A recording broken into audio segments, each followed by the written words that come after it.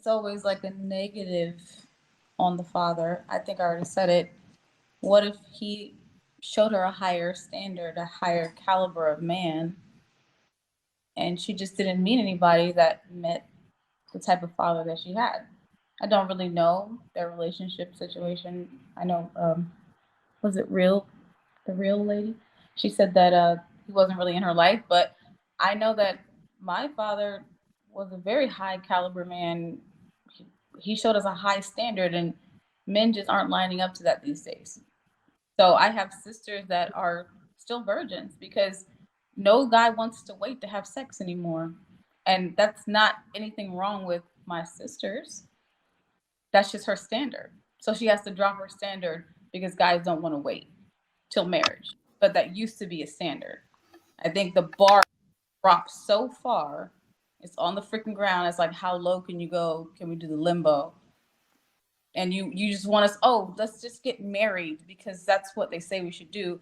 But who are you lining yourself up for life? Someone with low standards that can't even hold their penis in place until you get married? Kelly, everything you said is a whole bunch of crap. And I appreciate your opinion, but they're like assholes and armpits. Everybody has them and they all stink. When you no matter who it is, um if a woman, whether it's looks, whether it's personality, whether it's cooperativeness, especially if she has a high profile daddy or a dad that is in her life, she's going to find a match for her. So what you just What do said you is a call a very match? good chance that What do you call a match? Because he has a penis and calls himself a man. no, What do you like call?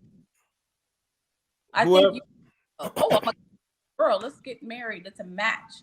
A lot of things have to align when you decide who you're gonna spend the rest of your life with. Well, you start off about sex. You said the person in your family did not want to have sex, and all these men just want to have sex. A man would easily wait Yeah, for been in the church. whoever this woman is in your family, because I don't want to just say who she is or whatever. Um, if she was worth it, and I'm not saying she's not worth it, but we got to look at the person's point or place in the dating market, in the sexual marketplace, right? So because if a woman Right. is like this versus this, a dude will wait. But if she's over here, the dude ain't gonna wait because she probably is something, you know. So you got to look at that. We can't just sit here and say none of these men want to do this and do that. Men would easily wait for a woman to have sex if she's worth waiting for, especially if she has a dad in her life and the dad to a certain degree then set the the guy up with a girl. He ain't gonna want to have sex with her because he was set up by her dad. So it's scenarios that a dude can wait to have sex. Don't think all men are just like this. No, we're just like this with the women who are open to it. That's true. So it could be like either, and this is just to any lady that is like what Kelly's talking about, not specifically to who she's talking about, but in general. So if it's like, sometimes picking or being attracted to a certain type of dude, some people, oh, well, he has his stuff together. That means he's a good man. No, it doesn't. It just means that he has his stuff together.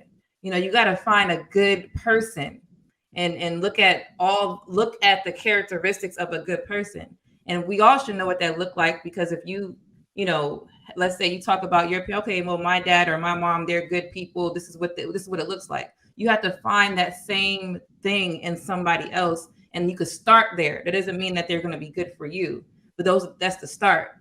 Sometimes we're just picking off of looks. Well, he's so attractive, I only date men that have a nice smile. I don't date nothing else besides that. Or you might miss out if you're looking at materialistic things. So sometimes it could be who she's picking, or what Mr. Letgo said, it could be the other way. I don't know. I don't know the person. I don't care. And who she's turning down. She may turn down a good guy.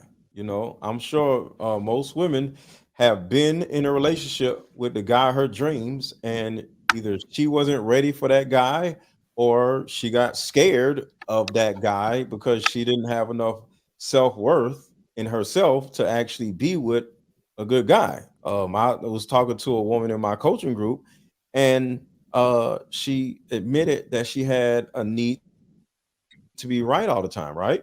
And the first thing I said was, okay, if you have this insatiable need to be right, how would you feel being with a man that's smarter than you, better than you, more adept than you, and he's always right because he's just so much smarter than you? What would you do with yourself? And she literally was like, I don't know, that probably would drive me crazy. And that's an example of what women do. Some women have some issues in their head, but they try to blame the man for the problems, but it's in her head. Because if you get with a man that's smarter than you, better than you, more competent than you, and you have the need to be right, you can't be with that man. Or she can, and she can evolve to be as smart and as clever and as competent as that man, and she can learn from him and learn from the relationship. If she allows herself to do that. Yeah, and that so the fault, as you say, is on her in that essence, because you know we're all put here to learn, to grow, to develop and experience things. That's why I believe we're put on this planet. And if you're not growing, then what are you actually doing? We should always be learning. You should always be adapting. You should always be growing. And I do believe that that's kind of like what you're saying. So your coaching is did you say you're coaching this person? Yeah, I coach women. Okay, what? That's crazy. Like I wouldn't even begin to try and coach or know where to coach a woman, because I'm not a woman. Like no offense to you, I'm not a woman, so I don't know how they actually think, and I like it that way because it's mysterious.